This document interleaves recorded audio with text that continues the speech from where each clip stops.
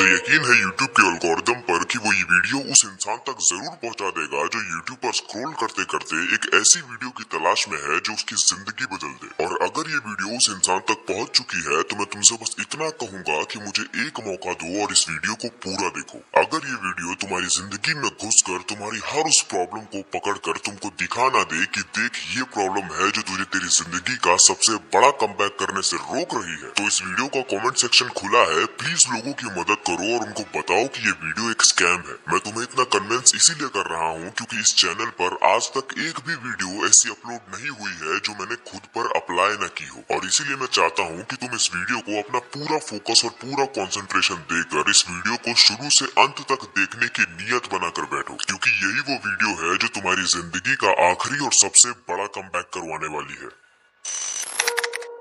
दोस्तों, स्कूल से pass out हुए मुझे लगभग 3 साल हो चुके हैं और अगर आज भी मुझे मेरा कोई दोस्त मिलता है या फिर हमारे बीच में कुछ बातें होती हैं तो मुझे ये सुनने को जरूर मिलता है कि वो मुझसे कहते हैं कि यार मैं मेरी स्कूल लाइफ वापस जीना चाहता हूँ। मुझे स्कूल के दिनों की बहुत याद आती है। अब जब मेरे सामने ये बात हो रही होती है तो मैं थोड़ा ऑकवर्ड हो जाता हूँ और इस टॉपिक पर कुछ भी बोलना पसंद नहीं करता। और उसका रीजन ये है कि मुझे मेरे स्कूल लाइफ की बिल्कुल भी याद नहीं आती और ना ही मैं ये सोचना पसंद करता हूँ कि मुझे मेरी स्कूल लाइफ वापस जीनी है। अब मुझे गलत मत समझना, मैं स्कूलों को खराब नहीं बोल रहा हूँ। बहुत सारे अच्छे स्कूल भी होते हैं, लेकिन मेरा स्कूल मेरे लिए एक जेल था और मैं उस जेल का एक कैदी था जिसे रोज मार मार कर वो काम करवाया जाता था जो उसे पता ही नहीं था कि वो क्या है और क्यों है। जब जब वो कैदी कहता था कि पता नहीं क्यों लेकिन मुझसे ये नहीं हो रहा, तब तब उसे दूसरे कैदियों को दिखाया जाता था और कहा जाता था कि देख ये लोग किस तरह से चुपचाप बात मान के मेहनत कर रहे हैं, ये कर सकते हैं तो तू भी कर सकता है। और अगर हम जो तुझे काम बताएंगे वो तू नहीं करेगा तो तुझे ना तेरे घर वालों से प्यार मिलेगा और ना ही हमसे इज्जत। और यही सब मेरे साथ भी हो रहा था। इसी वजह से धीरे धीरे मुझे भी ये लगने लगा कि अगर मैं पढ़ाई के अलावा कुछ भी करता हूँ तो वो एक वेस्ट ऑफ टाइम है। लेकिन मैं कई बार अपने आप को पुश करके देख चुका हूँ, मुझसे ये पढ़ाई होती नहीं है और ना ही मुझे ये कोई बताता है कि मेरे साथ ऐसा क्यों हो रहा है। सब के सब सिर्फ और सिर्फ मुझे डराने में लगे हैं। तो फिर बस मैंने ये बात एक्सेप्ट कर ली कि हाँ मुझसे ये पढ़ाई नहीं होगी और मैं एक लूजर हूँ और मुझे कोई हक नहीं है कि मुझे प्यार और इज्जत मिले। जैसे जैसे मुझे ये रियलाइज करवाया जा रहा था कि अगर मैं पढ़ाई में अच्छा नहीं हूँ तो इसका मतलब ये है कि मेरी इस दुनिया में कोई औकात नहीं है, वैसे वैसे मैं अपनी ही सेल्फ रिस्पेक्ट को मारता जा रहा था। अब मैं जो बोलने जा रहा हूँ उसे ध्यान से सुनो, क्योंकि हो सकता है कि ये तुम्हारे साथ भी हुआ हो। जब भी किसी बच्चे के अंदर अपनी खुद की सेल्फ रिस्पेक्ट होती है तो जब भी कोई टीचर उसे डांटता है या मारता है तो वो बच्चा अपनी गलती को समझना चाहता है। अगर उस बच्चे को बिना किसी गलती के ही मारा गया होता है तो या तो वो विरोध करता है और अगर विरोध नहीं कर पाता तो वो रोता है। लेकिन क्योंकि मैं अपनी सेल्फ रिस्पेक्ट को मार चुका था, मैंने रोना भी छोड़ दिया था। मुझे पता था कि अगर मैं पढ़ने में अच्छा नहीं हूँ तो मैं एक लूजर हूँ और एक लूजर डिजर्व करता है मार खाना। लेकिन तुम अपने आप को कितना भी छोटा बना लो, तुम्हारे अंदर कोई होता है जिसे खुला आसमान चाहिए होता है, जिसे आजादी चाहिए होती है। तो इसी वजह से कुछ ऐसे टाइम भी आते थे जब मैं अपने उस छोटे इंसान वाली इमेज को एक्सेप्ट नहीं करता था। मेरा मन करता था क्रांति करने का, मेरा मन करता था सब कुछ बदल डालने का। बहुत ज्यादा झेल लिया था मैंने और अब मुझे इज्जत चाहिए थी, अब मुझे ताकत चाहिए थी। मैं अपने आप से कहता था कि अब मैं ऐसी पढ़ाई करूंगा, अब मैं ऐसा कमबैक करूंगा कि सब के सब मुझे देखकर चौंक जाएंगे। दोस्तों, अब मेरा आपसे ये सवाल है कि कहीं आप भी कुछ ऐसा ही कमबैक करने के बारे में तो नहीं सोच रहे, जिसमें आप जिस रास्ते पर भागना चाहते हो वो रास्ता सचमुच में आपका है नहीं, वो सिर्फ आपका एक इम्पल्सिव डिसीजन है और आपके उस इम्पल्सिव डिसीजन में ना ही कोई क्लैरिटी है ना ही कोई सही डायरेक्शन है, सिर्फ और सिर्फ सोसाइटी की गुलामी है। एक बात याद रखना कि अगर सोसाइटी के जेल के कैदी हो तुम तो तुम बस उतने ही दूर जाओगे जितनी जोर से सोसाइटी तुमको डंडा मारेगी। और जैसे जैसे डंडे का दर्द कम होने लगेगा तुम धीमे होने लगोगे। तुम्हें धीमा होते देख सोसाइटी फिर से डंडा मारेगी और तुम कहोगे कि मुझे एक बार और कमबैक करना है। जब तक सोसाइटी का पट्टा तुम्हारे गले में पड़ा हुआ है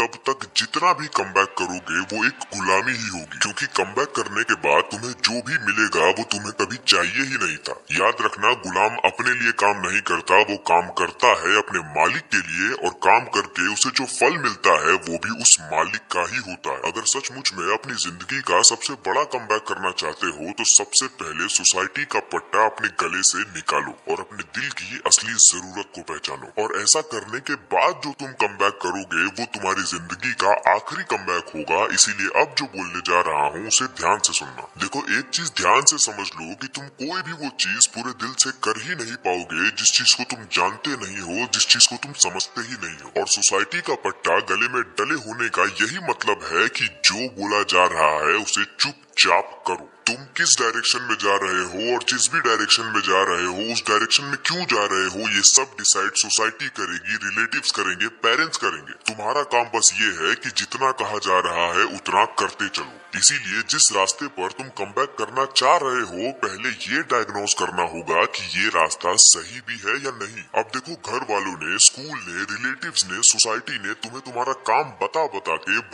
के तुम्हें एक दुनिया दे दी है। और अगर तुम उस दुनिया के हिसाब से चलते हो तो तुम उनके लिए अच्छे हो और नहीं तो तुम्हारी कोई इज्जत नहीं है। तो सबसे पहले ये इज्जत वगैरह की परवाह हटा के तुमने जो भी कुछ मान लिया है यही करना होता है, ऐसे ही जीना होता है। ये सब थोड़ी देर के लिए साइड में रखो। अपने लाइफ के बिना ठीक से सोचे समझे हुए गोल्स को थोड़ी देर के लिए साइड में रखो और अब ये देखो कि तुम्हारी जरूरत क्या है, तुम्हारे लाइफ की अर्जेंसी क्या है, जो करना जरूरी है। पैसा जरूरी है, हेल्थ जरूरी है, एक फुलफिलिंग लाइफ जरूरी है, दुनिया का नॉलेज जरूरी है। मैं बिल्कुल फंडामेंटल्स की बात कर रहा हूँ ताकि तुम्हें पता रहे कि जो भी कुछ तुम कर रहे हो इस वक्त तुम्हारी लाइफ के लिए यही बेस्ट है। तुम ये ना सोचो कि यार देखो दुनिया ये कर रही है, वो कर रही है, ऐसा कर रही है, वैसा कर रही है। तुम्हें दुनिया के बारे में नहीं सोचना, तुम्हें इस वक्त अपने आप को देखना है कि तुम्हारे पैर कहाँ पर अटके हुए हैं और तुमको वहाँ से अपने पैर को बाहर निकालना है। अगर पैसा कमाना इस वक्त तुम्हारी जिंदगी की सबसे बड़ी जरूरत है तो सबसे पहले जो दुनिया ने तुम्हें बता रखा है, जो सोसाइटी ने तुम्हें बता रखा है उसे जरा साइड में करो। बिल्कुल फंडामेंटल्स पे चले जाओ और पहले ये समझो कि इंसान को इस दुनिया में पैसा मिलता कब है, वो पैसा कमाता कब है। इंसान को पैसा तब मिलता है जब इंसान इस दुनिया को बेहतर बनाने में कोई कंट्रीब्यूशन देता है। उसे पैसा तब मिलता है जब वो इस दुनिया की या फिर इस दुनिया में रहने वाले लोगों की किसी प्रॉब्लम को सॉल्व करता है, जब वो उनकी जिंदगी में कोई वैल्यू ऐड करता है। अब जैसे ही तुमको ये बात पता चल गई, तुमको एक बेस मिल गया कि तुम स्टार्ट कहाँ से करोगे। अब तुमको एक रूल मिल गया जिसे फॉलो करके तुम आगे बढ़ सकते हो। अब तुम बैठ के ये फिगर आउट कर सकते हो कि मैं ऐसा क्या करूँ, ऐसी क्या प्रॉब्लम सॉल्व करूँ कि लोग मुझे उसके बदले में पैसे दें। और अगर मुझे पता चल जाता है कि मुझे क्या करना है तो मैं कैसे उसे छोटे से छोटे लेवल से स्टार्ट करके बड़े से बड़े लेवल पर ले जा सकूं। बिल्कुल इसी तरह से हेल्थ भी है। जिम में अगर कंसिस्टेंट होना चाहते हो तो पहले ये समझो कि जिम जाना क्यों है। क्या एक अच्छा शरीर तुम्हारी सिर्फ एक इच्छा है कि हाँ अगर बॉडी बन गई तो लोग इम्प्रेस हो जाएंगे, लड़कियां पास आ जाएंगी। अगर तुम्हारा ये रीजन है जिम जाने का तो ये रीजन बहुत ज्यादा स्ट्रॉन्ग नहीं है। लोग अगर तुमसे इम्प्रेस ना भी हो तब भी तुम्हारे लिए चलेगा, इसलिए तुम जिम कंसिस्टेंटली नहीं जाओगे। लेकिन अगर शरीर बनाना तुम्हारी अर्जेंसी है, तुम ये समझ पाते हो कि ये दुनिया कमजोरों को दबाती है, जो रोता है उसे रुलाती है, लेकिन ताकतवरों पर उसका कब्जा नहीं चलता। और मैं नहीं चाहता कि मुझे कोई दबा पाए, कोई दर्द दे पाए। मैं अपने आप को कमजोर नहीं देख सकता, इसीलिए मैं जिम जाता हूँ। तो ये रीजन बहुत ज्यादा स्ट्रॉन्ग है। ये रीजन तुम्हें हर रोज जिम में भेजेगा क्योंकि ये रीजन तुम्हारी जिंदगी की अर्जेंसी है। अगर जिम नहीं जाओगे तो ये एक्सेप्ट कर रहे हो कि जब तुम्हें कोई थप्पड़ मारे तो तुम उसे सह जाओगे, कोई तुम्हें दबाएगा तो तुम रोने लगोगे लेकिन कभी विरोध नहीं करोगे। अगर इस पूरे चैप्टर को मैं एक लाइन में एक्सप्लेन करूं तो मैं ये कहूंगा कि कोई नया गोल जो तुम्हें हर रोज सोसाइटी देती है वो तुम्हारा कमबैक नहीं करवा सकता। अगर कमबैक करने की कोशिश भी करोगे तो बार बार करना होगा क्योंकि तुम बार बार हारोगे। तुम्हारी वर्तमान हालत तुम्हारा कमबैक करवा सकती है क्योंकि उससे तुम ज्यादा कनेक्टेड हो। तुम्हें पता है कि अगर तुमने अपनी हालत ठीक नहीं की तो तुम बर्बाद हो जाओगे। तुम्हारे पास कोई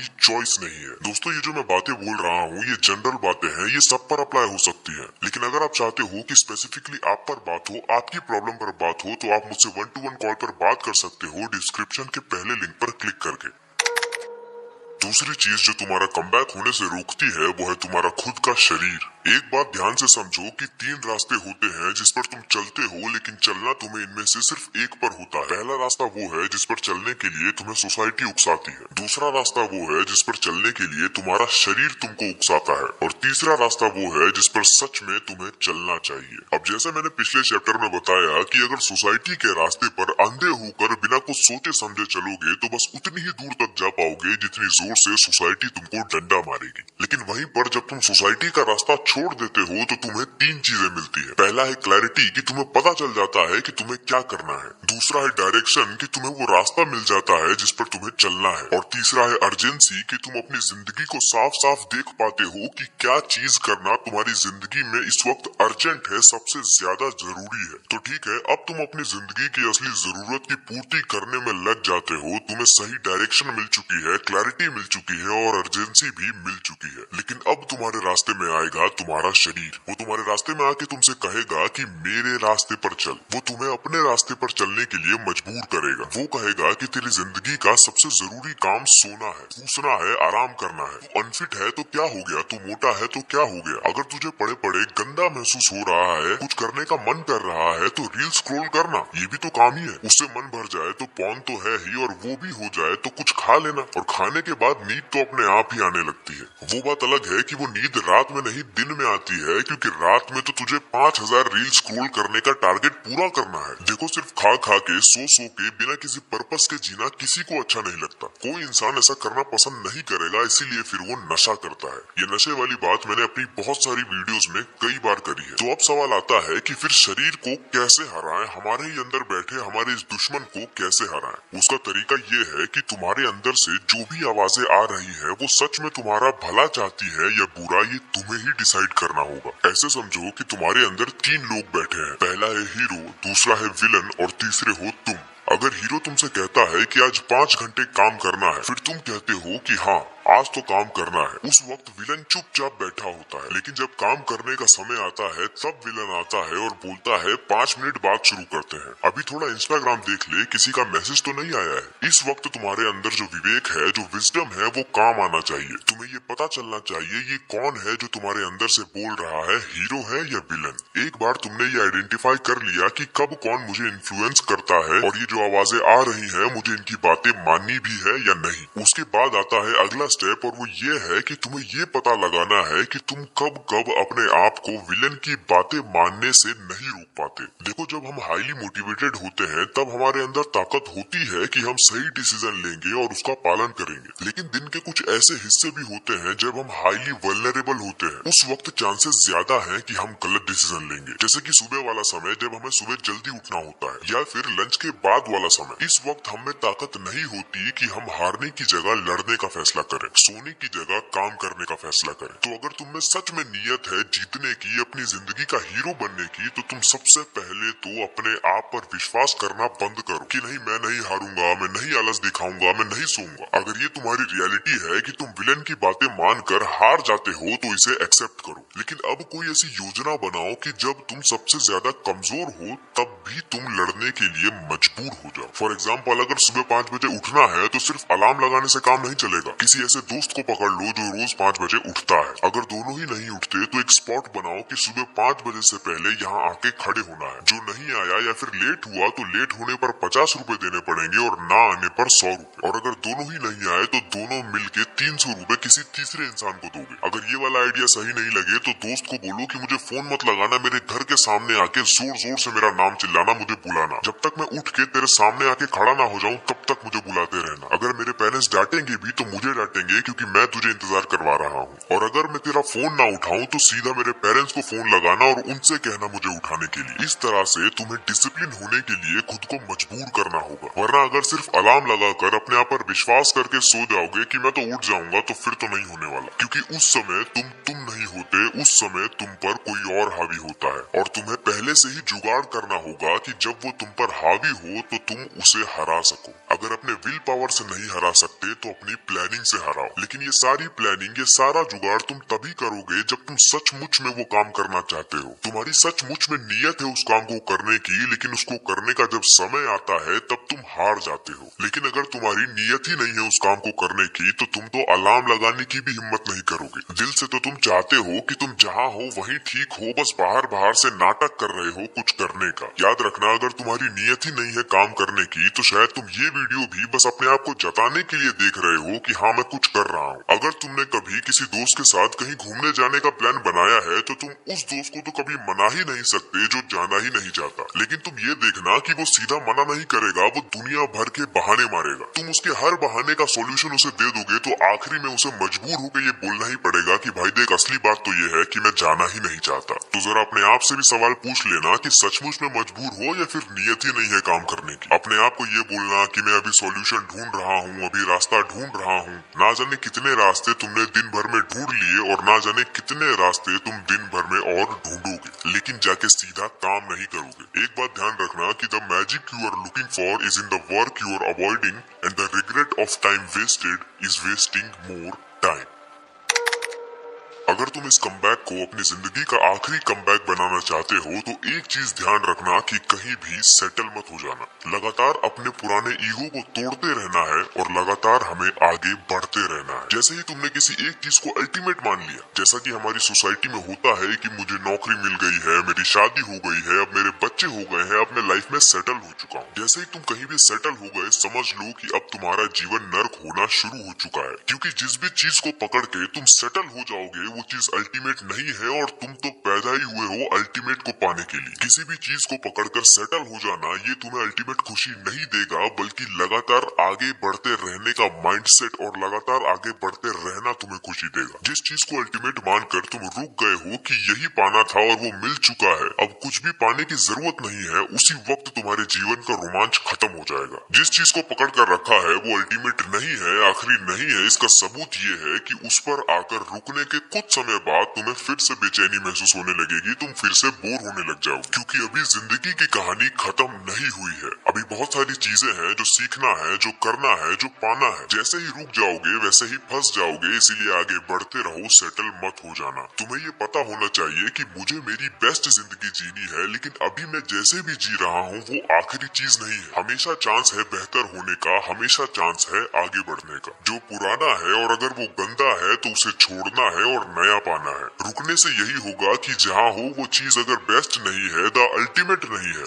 तो वो चीज परेशान करेगी। अब वो कुछ भी हो सकता है, जैसे तुम्हारा रूटीन, जैसे तुम्हारी डाइट, जैसे तुम्हारी नौकरी, जैसे तुम्हारे रिश्ते, जैसा तुम्हारा आलस, जैसे तुम्हारी प्लेजर पाने की इच्छा, जैसे तुम्हारा माइंडसेट, जैसे तुम्हारी कंडीशनिंग। अगर ये सब चीजें तुम्हें परेशान कर रही हैं, तो फिर क्यों पकड़ के रखा है? लाइफ हमें एक ही मिली है और अगर गलत जगह सेटल हो गए तो गए। अगर कहीं भी सेटल हो गए और अगर वहाँ फंस चुके हो तो फिर से कहोगे कि मुझे कमबैक करना है। लेकिन अभी तो हम जवान हैं, इसीलिए जिंदगी को ठोक पीट कर हम सही कर सकते हैं। लेकिन अगर 40 के होके बोलोगे कि सेटल होके फंस चुका हूँ, तो उस वक्त कमबैक करने की ताकत भी नहीं होगी। इसीलिए मैंने इस वीडियो की शुरुआत में कहा था कि this should be the last and the greatest comeback of your life. दोस्तों, अगर आपको ये वीडियो अच्छी लगी है तो मैं चाहता हूँ कि आप इसको अपने किसी एक दोस्त के साथ शेयर करें जो इस वीडियो को जरूर देखे।